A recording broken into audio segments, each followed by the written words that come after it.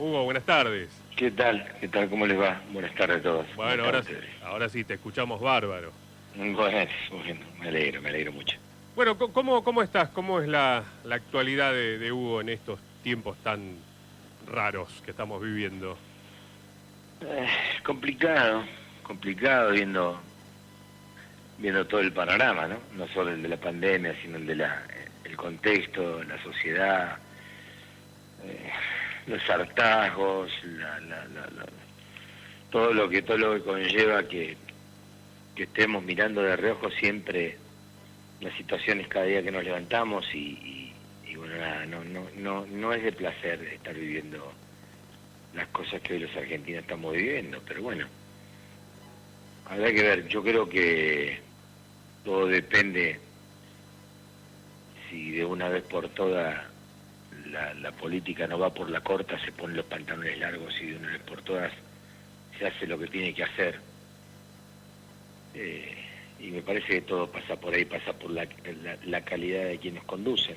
Cuando hablo de esto, hablo de todas las fuerzas, ¿no? No hablo de una sola, hablo de todas las fuerzas políticas, los que están en ese pertenecer a quienes toman decisiones que repercuten más en los ciudadanos que en ellos mismos. Entonces me parece que desde ahí tiene que salir las iniciativas y creo en la política como fuente de transformación. Pero bueno, siempre como todo hay buena política y mala política. Espero que quienes tengan que conducir los destinos de la Argentina, y cuando hablo de los destinos de Argentina no hablo de quién gana una elección, hablo de todo, de todos los políticos que se sientan en un Congreso, en un Senado, de los que pueden salir ideas, por favor. Argentina hace 50 años viene en decadencia, así que esperemos que cambie un poco todo. Hugo, yendo un poco a tu historia, naciste un 6 de octubre, ¿no? Del 68. Sí, del 68, sí, en Avellaneda.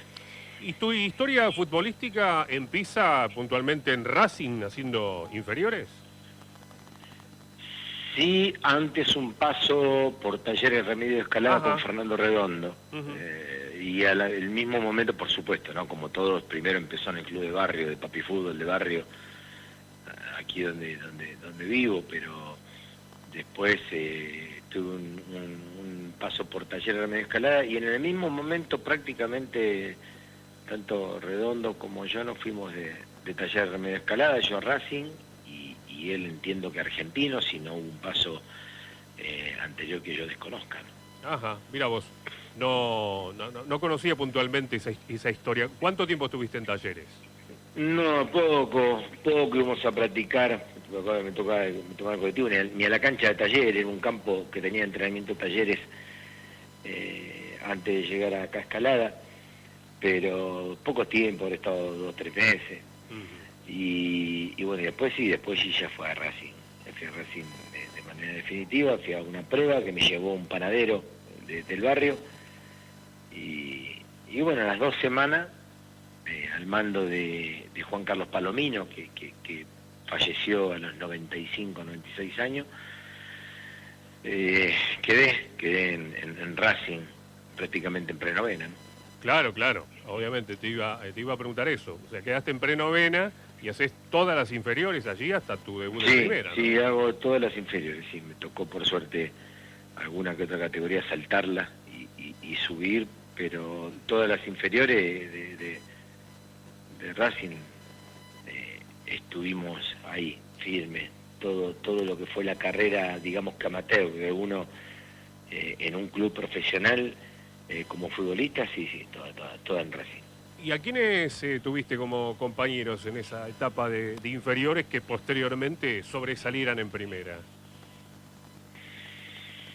Y hubo varios, a ver, los términos de sobresalir se los dejo a ustedes, pero que llegaron a primera división, claro. Sí. Darío de Cu, Botana, Walter Verón, Zambrini, Flaco Sacanti. Lo que pasa es que eran muchachos que algunos estaban en mi división y otros estaban un poquito más arriba, pero como yo a veces saltaba de categoría para jugar en otra, claro, fueron todos muchachos con los cuales a mí por lo menos me tocó jugar. Fabio Costas también, que lo tenía un poco más arriba yo, de la categoría que era originalmente mía y que me tocaba por edad, pero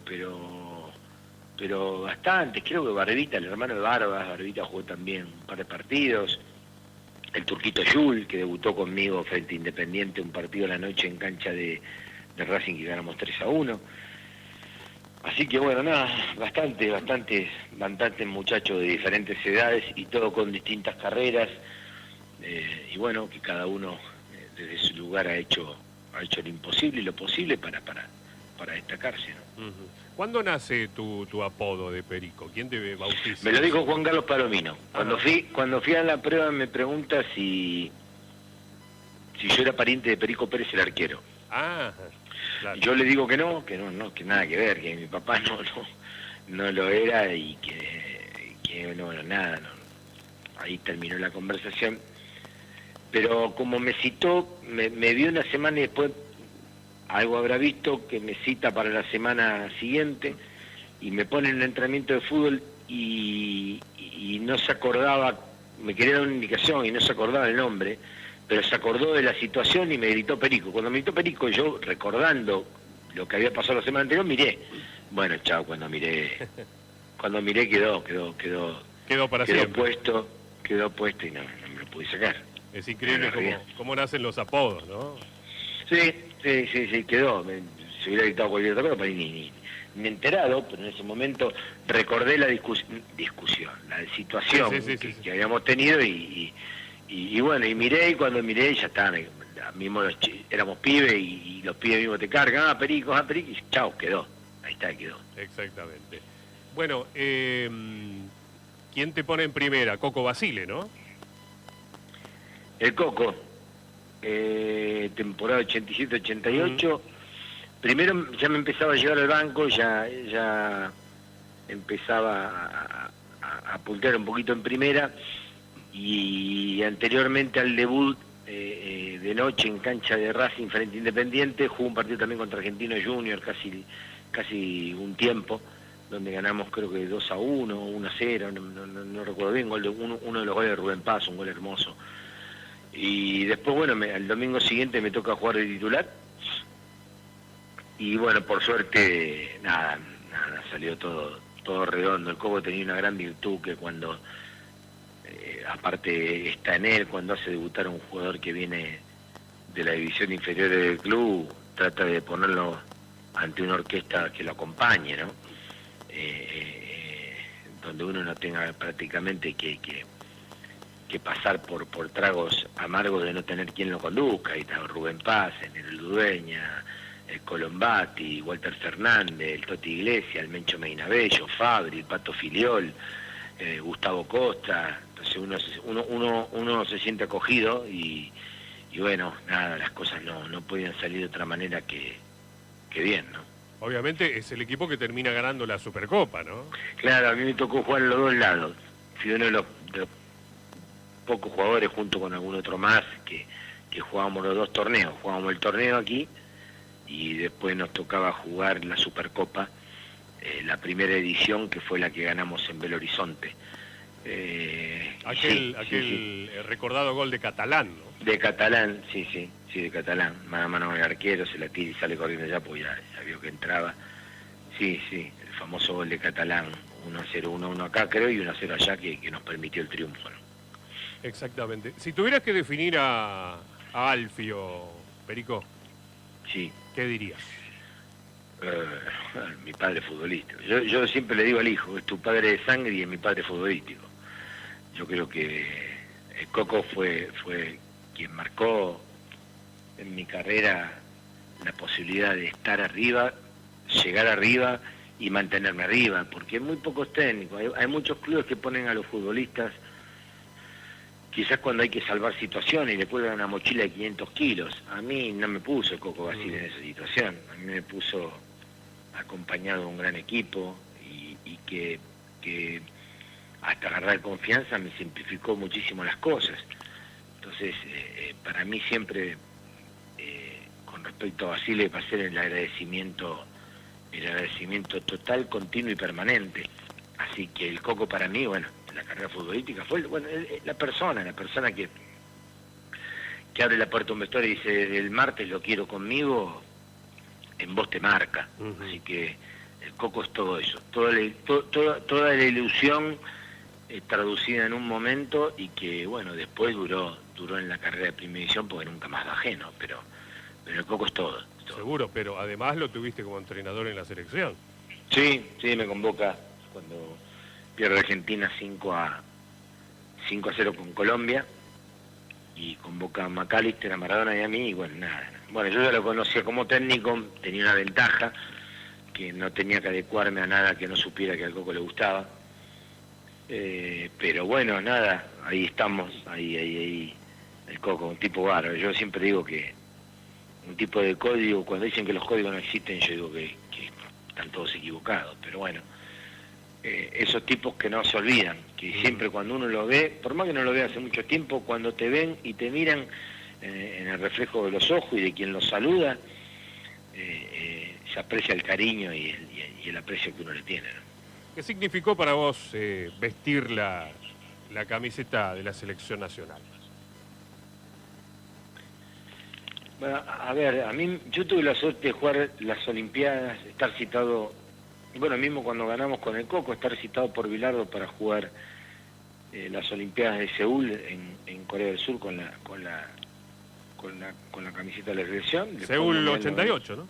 Claro, después Mundial 94 con la selección del Coco, y bueno, y después la Copa América 95 con la selección de Pasarela.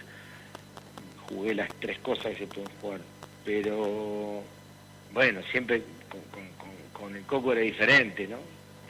Aparte también por el mundo futbolístico que teníamos adentro de esa selección, ¿no? Impresionante, Batistuta, Balbo, Maradona, Ruggeri, el Cholo Simeone, Canigia, o sea, impresionante. Entonces, bueno, me parece a mí, y entiendo que fue una de las selecciones que más aceptación tuvo en porcentajes de toda la comunidad argentina.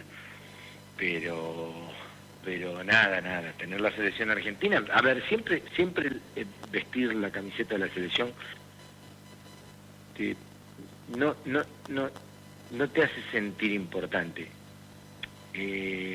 Yo entiendo que te hace sentir especial, en referencia a que, guste o no, estás elegido entre los tantos jugadores que hay en la República Argentina y de las distintas divisionales. No deja de ser un privilegio, ¿no? Exacto, por eso te decía que para mí te hace sentir especial, te hace sentir diferente, te hace sentir de otra manera. Es como si en esa carrera que uno se imagina soñando toda la noche de llegar a primera división, existiera cuando te toca vivirlo un escalón más, que es ser citado para defender los colores de tu país. Todo varía, todo cambia, pero por supuesto, satisfacción máxima. Es lo que uno sueña. Yo siempre soñé, antes era diferente, antes se pensaba llegar primero a la selección y después se daba a Europa. Claro. Yo creo que hoy es un poquito al revés, primero Europa y después si viene la selección, viene. Pero los jugadores están pensando también en la misma altura, creo yo, algunos en Europa primero, ¿no? Es verdad. Hugo, en el 91 te vas de Racing a Ferro. ¿Alguna vez dijiste que te hubiera gustado quedarte toda la vida en Racing, ser como una especie de Costas, ¿no? Sí, en mi casa. Yo soy hincha de Racing, yo nunca lo oculté. Siempre dije la verdad. Lo dije en Ferro, lo dije en Independiente, lo dije en todos lados. Y sí, por supuesto. Pero bueno, la vida, uno no acomoda la vida para construirla con gente adelante que piensa que va a tener, entiendo yo, el mismo sentido común y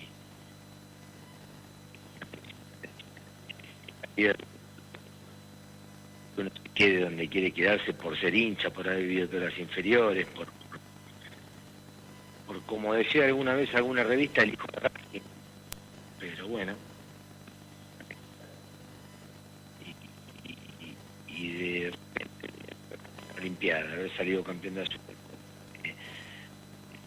a buscar el Valle de Leverkusen, de haber jugado la Olimpiada, que hacía muchísimo gracias no poníamos jugar la Olimpiada. Bueno, el club decida que que es patrimonio del club, en definitiva uno lo tiene que decir así, uno es un patrimonio del club, quede libre, ¿no? Una locura, pero bueno, para mi entender una locura, después cada uno tendrá su pensamiento, pero sí, yo me hubiera querido quedar toda la vida en Racing. Seguro. Bueno, después vas a Ferro, y alguna vez leí también que habías mencionado un muy buen trabajo físico en Ferro que después te sirvió muchísimo para lo que fue Independiente, ¿no?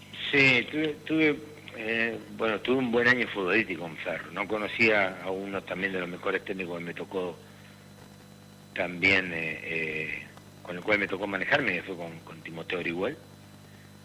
Un club muy especial, un club muy social, un club al que quiero mucho como Ferrocarril Oeste, un club con muy buenos jugadores, con muchos jugadores que vienen de abajo, casi siempre. En ese momento fuimos Camote, Acuña y yo a Ferro, fuimos uno de los dos últimos jugadores que Ferro compró, por lo menos de primera división, que la historia de Ferro recuerde. Además, siempre se alimentaba, en ese momento, ¿no? Siempre se alimentaba de su cantera, de la que practicaba ahí, o practicaba en Pontevedra. Pero sí, me sirvió mucho. Muy buen año en Ferro, es más, la gente de Ferro quería que me quedara, pero bueno, era inevitable el crecimiento, por suerte era inevitable el crecimiento, pero siempre la gratitud a la gente de Ferro por cómo me trata, cómo me trató, siempre será así, siempre voy a mantener para ellos un corazón abierto. ¿Y cómo se produce tu llegada a Independiente? Nada, primero antes de Independiente estaba Rosario Central, después con Rosario Central no se llegó a un acuerdo, ya en ese momento el pase lo tenía Septimia Loiso, aparece la oportunidad de Independiente, antes de Central y antes de Independiente había habido una posibilidad o una búsqueda de la vuelta a Racing que no se dio, y bueno, después se dio Independiente, se sentó uno, se arregló el contrato,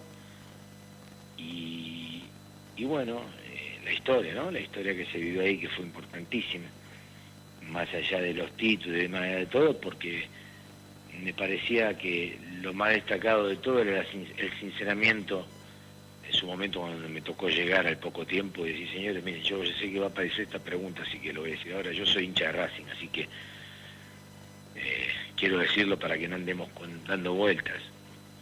Me habrá faltado por ahí un poquitito decir la segunda parte, como dijo el Vichy Borghi cuando lo contrataron como técnico, que buscaba un técnico y no un hincha. Yo tendría que haber dicho que buscaba un jugador y no un hincha. Pero bueno, en los primeros momentos me presentó algún inconveniente con algunos muchachos, no del fútbol, por supuesto, pero que no. Uno poniéndole el pecho no tiene ningún problema en superarlos. Y después, tratar de dar en la confianza que le dieron a uno como profesional, trasladarle y devolverla dentro del campo de juego, lo cual creo que bueno, en ese sentido la vida me sonrió, ¿no? Pero así es, después pasé a Ferro, después de Ferro a Independiente 3 años, y bueno, después ya de ahí pasar a Europa, haber ganado en Independiente nuevamente la Supercopa, el campeonato también. El campeonato también contra Huracán, campeonato nacional, y después pasar al Sporting de Gijón, ¿no? ¿Y cómo fue esa experiencia europea? No, hermoso. Bueno, hermoso porque cuando vos te vas a un lugar no solo queda el momento, queda el después, y es un lugar donde a mí se me quiere muchísimo, donde voy todos los años, donde estoy en comunicación permanente, y bueno, y eso a uno lo llena de orgullo, porque no solo, a veces el jugador tiene que darse cuenta que no tiene que ver nada más la parte futbolística, porque la parte futbolística se olvida muy rápido cuando termina uno, cuando ya no dan las piernas, no está en el club, pero la parte persona la gente no la olvida, y por suerte se me aprecia y se me quiere mucho ahí en Gijón, como a Ferrero, como a muchos jugadores que pasaron también argentinos por allí, que han dejado una buena imagen. Es verdad. Enzo Ferrero ha dejado una gran imagen en Gijón, es verdad. Un crack total. La época de Enrique Castroquini, monstruos. Hugo, después volvés al país para retirarte en Estudiantes, ¿es así, en Estudiantes de La Plata? En realidad volví al país para jugar, Claro. no para retirarme, pero sí arreglé el Estudiante. Patricio Hernández quería tenerme en Estudiante de La Plata. Y un día en un programa de televisión me dijo Enrique de Rosa si podía copiar la frase y me preguntaron por qué había dejado los 30 años, tan joven. Y yo le dije por la pava del mate. Un día estaba a mitad de año de Estudiante de La Plata y bueno, un proceso de 6 meses, ¿no? Que yo lo voy a achicar en estos minutos de radio. Fui perdiendo en ese tiempo las ganas de levantarme para ir a entrenar. Fui pensando en los 1000 metros, en el entrenamiento, en agarrar poco la pelota, en un clic en ese chip que uno tiene interno. Y bueno, para traducirlo empezó con las mañanas que yo me levantaba para ir a entrenar. Me levantaba justo, yo sabía que levantándome un horario, cambiándome, tomando unos mates y saliendo, llegaba con tranquilidad al predio de Estudiantes de La Plata a la hora que estábamos citados. Y después, en un momento, y reduciendo lo que te iba a contar, ese mate después empezó a pedir que se cambiara la yerba para tomar mates que salgan espumita. Después le pedí a mi señora que calentara la pava un poquito para tomarlos calientes, hasta que dije cambiarle el agua. Cuando dije cambiar el agua, entendí que lo que era no tenía ganas de salir de casa para ir a entrenar. Entonces cuando llegó fin de año tomé la decisión de no continuar la carrera futbolística. Y nunca me arrepentí. Pude haber jugado hasta los 35 años y con estas pelotitas que hay, o que había en ese momento, que desde la Jalisco para adelante las pelotas empezaron a venir súper livianas, podía haber jugado tranquilamente 4 o 5 años más sin ningún problema. Seguramente. Como nosotros posiblemente podríamos charlar un rato más, pero bueno, se nos acabó el tiempo. No hay problema. Agradecerte por estos minutos, estimado Hugo. No, por favor, no agradecer a ustedes que llaman. Yo siempre soy un agradecido, siempre es bueno que lo llamen a uno, siempre es bueno. Un placer, te mandamos un abrazo, gracias. Gracias, un abrazo a ustedes, gigantesco, gracias a ustedes. Bien, ahí estamos en contacto con Hugo Leonardo Perico Pérez, repasando un poco su historia.